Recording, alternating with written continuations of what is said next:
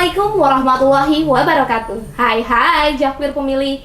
Jumpa lagi di podcast Mochi Karon Depok bersama saya Fiorentina.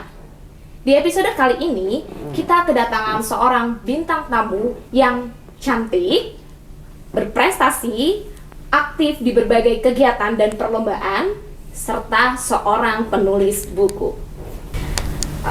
Tapi kali ini kita bakal ngobrol sama dia seputar kehidupan dia sebagai seorang mahasiswa yang aktif di kegiatan masyarakatnya oke, tapi prestasi akademiknya juga yes. Nah, langsung aja nih, sudah hadir di tengah-tengah kita di studio podcast kali ini Alfa Risma Ulsifa, mahasiswa Universitas Muhammadiyah Tegal jurusan manajemen. Terima kasih. Hai Alfa. Halo Mbak Vio. Terima Apa kasih. kabar? Alhamdulillah baik, luar biasa. Senang deh rasanya Alfa bisa hadir di podcast kali ini. Iya. Terima kasih juga dari teman-teman KPU udah ngasih kesempatan Alfa buat sharing, buat belajar bareng di sini. Alfa kalau boleh tahu, berarti kan ini masih kuliah ya? Betul. Angkatan berapa? Berarti per tahun ini tuh semester 2 di Tegal Muhammadiyah University. Oh, berarti baru masuk kemarin. Baru ya? maba. Oh, masih bau-bau maba. Oh iya Alfa, kamu kan ini masih kuliah ya, boleh tahu nggak sih kesibukannya sekarang ini lagi apa ya? Oke, untuk Alfa sendiri selain jadi mahasiswa, kebetulan jadi guru honorer juga di salah satu SD, tepatnya di SD Negeri Lebakwangi 2. Nah, selain itu juga Alfa menjadi bendara umum di salah satu asosiasi pekerja, tepatnya di AP2 ya, Asosiasi Pekerja Perikanan Indonesia, sebagai bendara umum juga lagi mencoba-coba jual produk digital nih, namanya Alfa Desain Digital atau GoEd, di mana di situ tuh Alfa itu menjual template PPT, template CV dan lain-lain juga. Selain itu masih ikut iseng-iseng ikut event-event gitu. Jadi buat mengisi waktu luang, karena sebagian besar pekerjaan Alfa selain mengajar itu WFH Mbak, dari rumah. Jadi masih banyak waktu luang yang bisa dimanfaatkan biar tetap produktif tuh gimana gitu.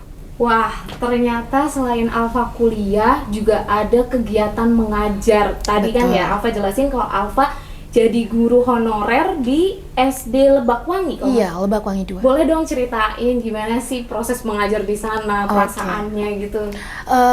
Kembali lagi, menjadi guru adalah bukan sesuatu yang sebenarnya dicita-citakan Alfa dulu sebelumnya. Tapi karena kembali lagi karena keinginan orang tua juga, terus kalau dipikir-pikir, masa iya ilmu yang sudah Alfa dapat berhenti di Alfa aja, nggak ditularkan ke anak-anaknya begitu.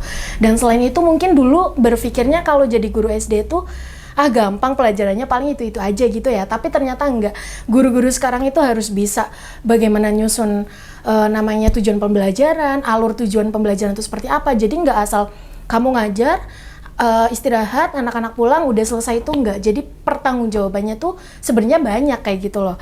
Jadi profesi itu ditekuni bukan kayak udah jadi guru aja, tapi tahu sebenarnya jadi guru yang sebenarnya tuh seperti apa gitu.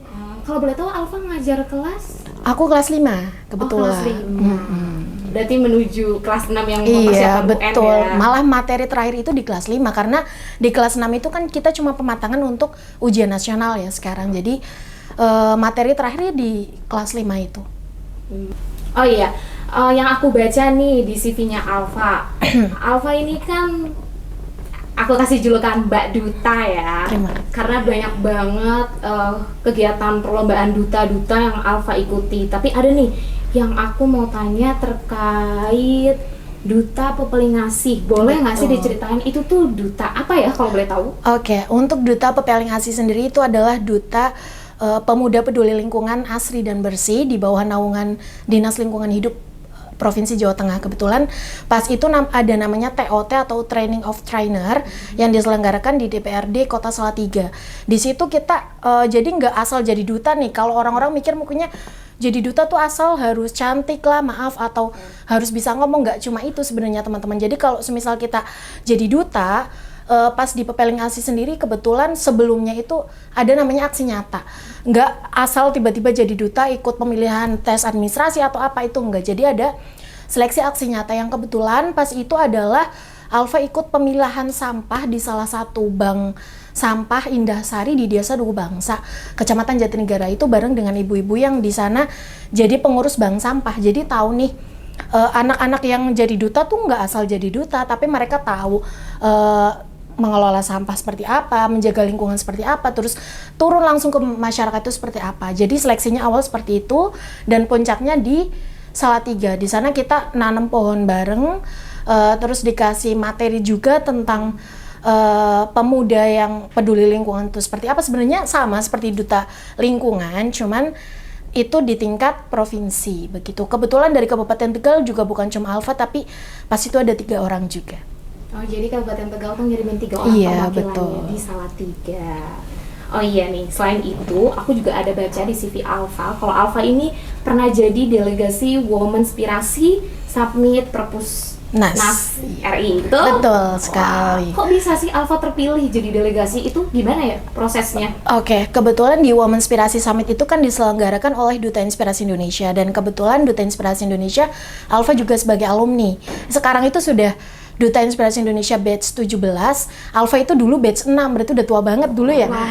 Jadi pas menjabat menjadi Duta Inspirasi, kebetulan di tahun kemarin itu ada program namanya Womenspirasi Summit. Itu khusus perempuan-perempuan yang terpilih dari seluruh Indonesia buat merayakan Hari Kartini pas itu. Tapi kita rayakan nggak pas tanggal 21, tapi pas tanggal 19 April. Nah pas pemilihan, yaitu Alfa bilang ketika kita nggak takut untuk melangkah, kita nggak takut untuk mencoba. Dulu masuk ke nasional tuh kayak, ih aku anak daerah masa tiba-tiba ke nasional gitu kan Mbak. Tapi ketika Alfa daftar di Duta Inspirasi, lolos, sekarang untuk event-event nasional tuh alhamdulillah kayak semacam golden ticket, jadi bisa lebih maju gitu loh, lebih selangkah lebih maju di depan teman-teman yang lain. Jadi kemarin pas daftar, alhamdulillah lolos mewakili Jawa Tengah di Womenspirasi Summit, bertemu dengan banyak banget perempuan-perempuan hebat, yang dimana sebenarnya agak malu juga, karena di sana tuh banyak kan yang anak SMA-nya juga banyak, sedangkan dulu Alfa anak SMA dulu masih ngapain, masih diem-diem aja, masih belum tahu tentang event-event gitu loh. Tapi itu yang jadi semangat, jadi nggak merasa aku udah cukup dengan pengalaman-pengalaman aku, malah justru bikin aku harus selalu mencoba lagi ke depannya gitu. Mantap banget, anak desa yang membanggakan. Cakir pilih, tuh lihat Mbak Alfa, anak desa yang membanggakan, keren banget. Terima kasih. Alfa, kan tadi udah cerita-cerita nih terkait kesibukan kamu selain kamu kuliah. Boleh nggak ya aku tahu, kamu pernah nggak sih ikut terkait kepemiluan gitu? Pernah banget, jadi pas pemilu kemarin itu Alfa jadi KPPS, dan pas pilkada kemarin tuh jadi Pantarlih dan KPPS juga. Tapi ada fun fact-nya Mbak, jadi pas pertama aku jadi, kalau KPPS kan udah pas hari H aja gitu kan, tapi kalau Pantarlih kan sebelumnya tuh, dari beberapa bulan sebelumnya. Aku pertama kali jadi Pantarlih, ada satu anak-anak di salah satu rumah, dia ngikut aku, dia nggak mau turun, nggak mau lepas. Maksudnya kayak pertama kali sampai ditanya, ih mbaknya kenapa, kok anaknya nggak mau turun gitu. Itu ibunya. Jadi pertama kali, loh aku jadi Pantarlih pertama kali, tapi banyak cerita lucunya. Jadi kayak nggak pengen berhenti kok. Kenapa 5 tahun sekali sih? Aura kan lama banget berarti. Mungkin gitu, mungkin karena tiap hari mungkin sama anak kecil ya. Jadi ketika ada anak kecil itu benar-benar gak mau lepas Mbak, sampai tak bawa aku pulang anaknya tuh. Itu fakta lucu banget. Dan kayak Alfa yang baru dapat hak pilih ya, karena aku lahiran 2022.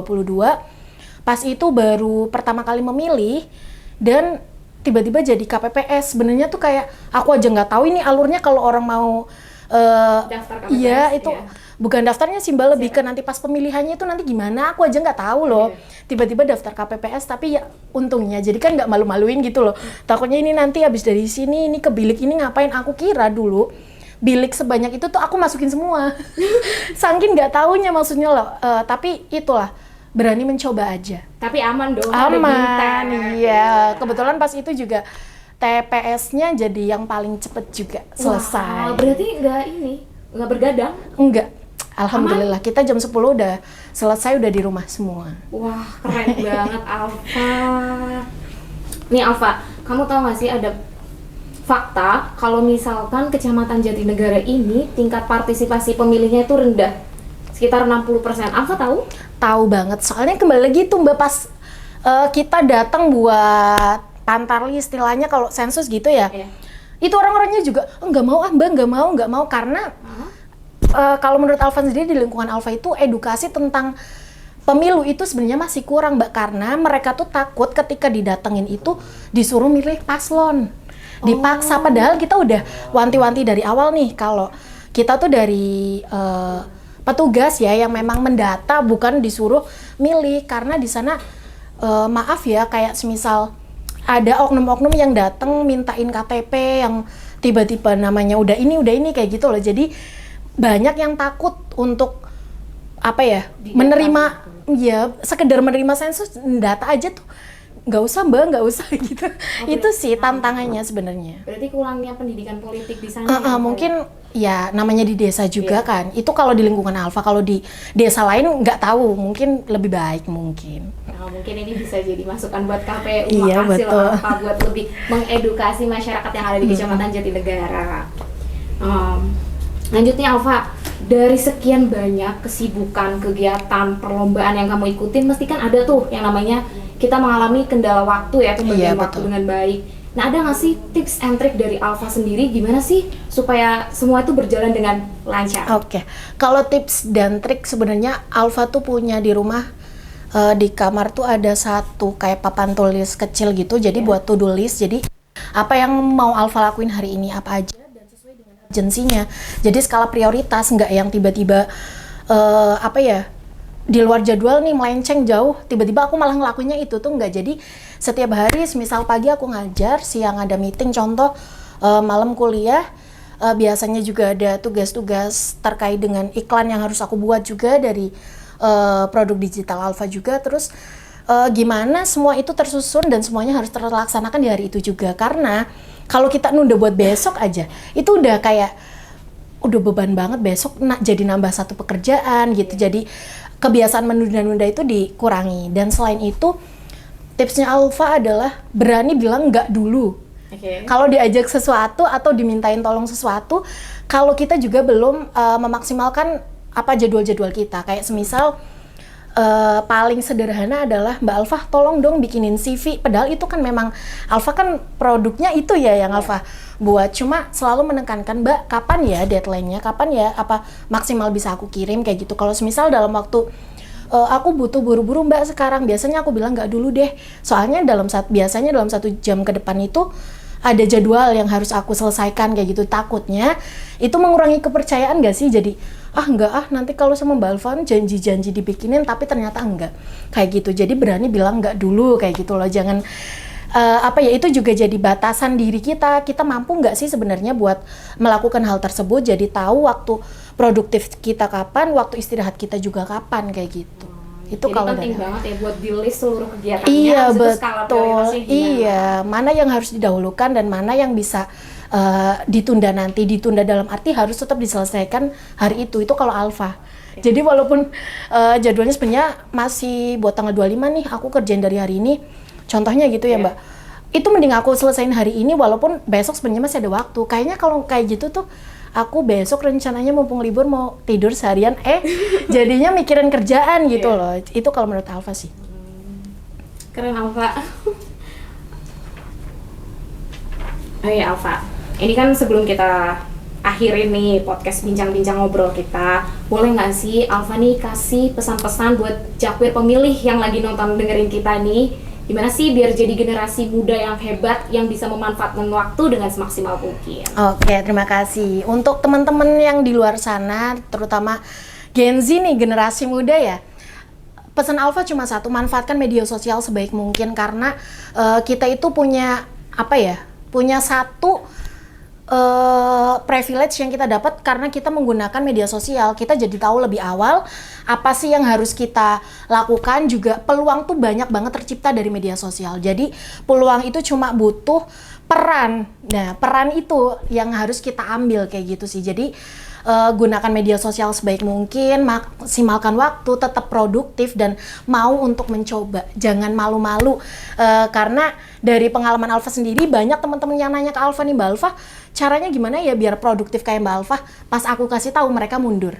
Nah, berarti itu kan karena mereka nggak mau mencoba dan masih malu-malu. Jadi kalau menurut Alfa, pesan Alfa sendiri, jadilah diri sendiri, tetap konsisten, tetap produktif, dan manfaatkan waktu. Mungkin itu aja.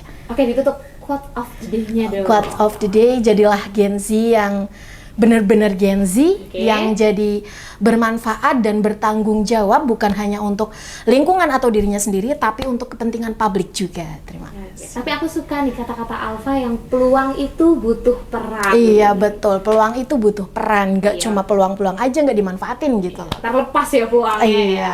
Terima kasih buat Jakfir Pemilih yang udah dengerin kita ngobrol dari awal sampai akhir. Terima kasih juga Alfa yang udah mau datang ke studio kita. Makasih ya udah sharing-sharing sama kita. Terima kasih juga atas kesempatan yang telah diberikan. Oh ya, sip banget nih generasi Z kita yang satu ini, Gen Z.